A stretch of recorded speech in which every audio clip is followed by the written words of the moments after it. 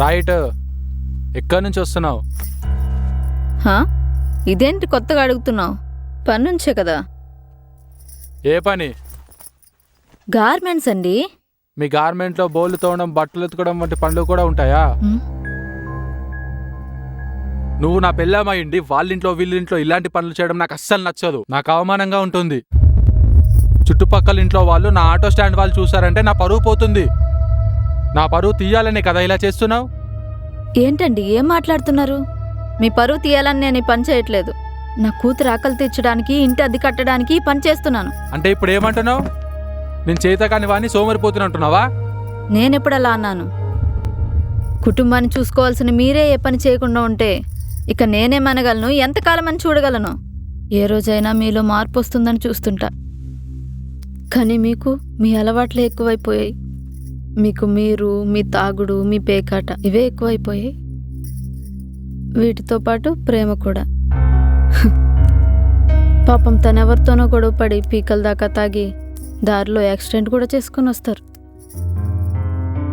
నాకెలా తెలుసని చూస్తున్నారా? నాకన్నీ తెలుసండి.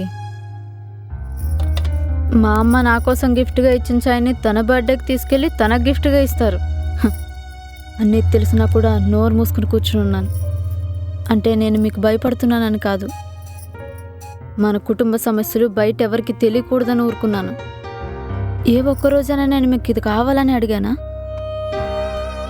నేను కూడా వేరే ఆడవాళ్ళలాగా నా బతుకు నా ఇష్టం అని ఉండిపోవలసింది. ఒకడు నన్ను పెళ్లి చేసుకున్నాడో ఇక ఏదైనా వాడిదే కదా అని ఊరుకుంటుంటే మన బతుకు గడిచేదా?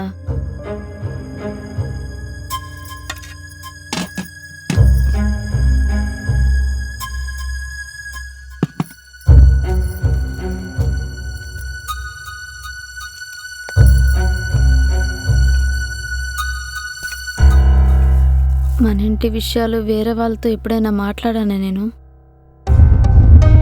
లేదండి. తనేం మాట్లాడట్లేదంటే ఏం చేయలేదని కాదండి. తనకెంతో ఓపిక, సహనం, భర్త అంటే అంత ప్రేమ. దీన్ని అడ్వాంటేజ్గా తీసుకుని అధికారం చలాయించాలని చూస్తారు కదా.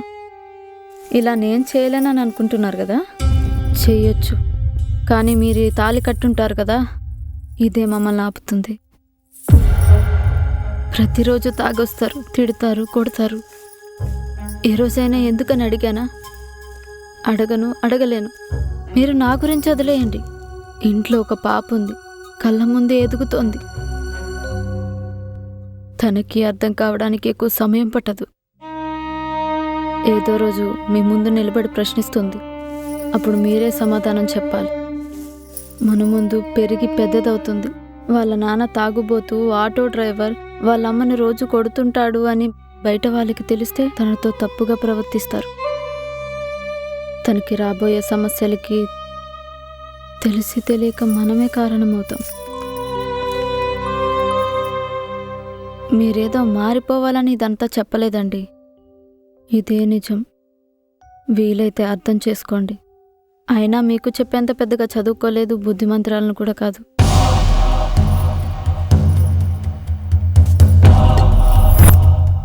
ఏ బాబా, కొంచెం డబ్బు అరేంజ్ చేసుకోరా. ఆ శంకర్ గడికి బాగా తాగించి ఆ అమ్మ కూతురు ఇద్దరిని బాగా ఎంజాయ్ చేద్దాం. వాడికి 2-3 రోజులు లేవడరా. ఇదే మనకు మంచి ఛాన్స్. ఏమంటావు? రా వెళ్దాం.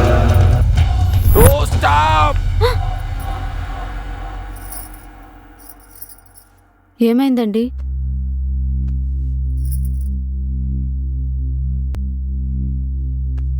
ఏమైంది?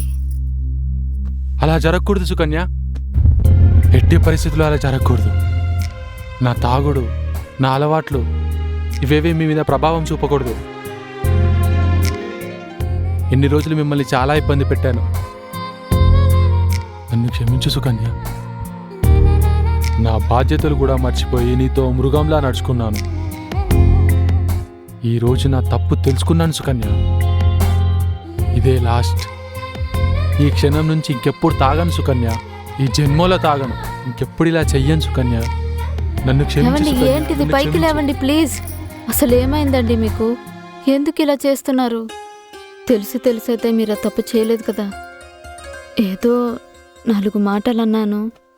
దీనికే ఇలా కాళ్ళ మీద పడతారా? సరే వదిలేయండి. కనీసం ఇప్పటికైనా అర్థం చేసుకున్నారు కదా, అది చాలు నాకు. మీరు ఇవన్నీ మనసులో పెట్టుకోకండి. రే బావా, మంచి ఆఫర్ రా. 5,000 డౌన్ పేమెంట్ కడితే కొత్త ఆటో ఇస్తారంట. ఈ ఆఫర్ 2 రోజులు మాత్రమే. ఒక్క నిమిషం వస్తా ఉండు. ఎక్కడికి వెళ్తున్నారండి? ఒక్క నిమిషం, నేను చెప్పేది వినండి.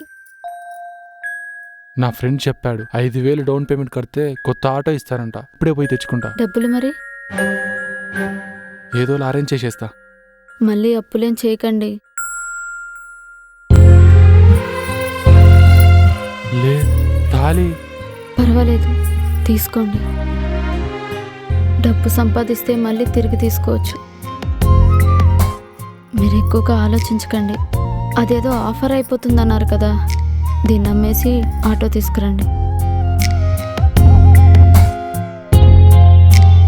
వెళ్ళండి.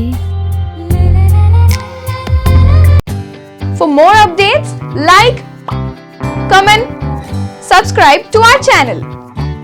Hey darlings, గంటని click చేయడం మర్చిపోకండి.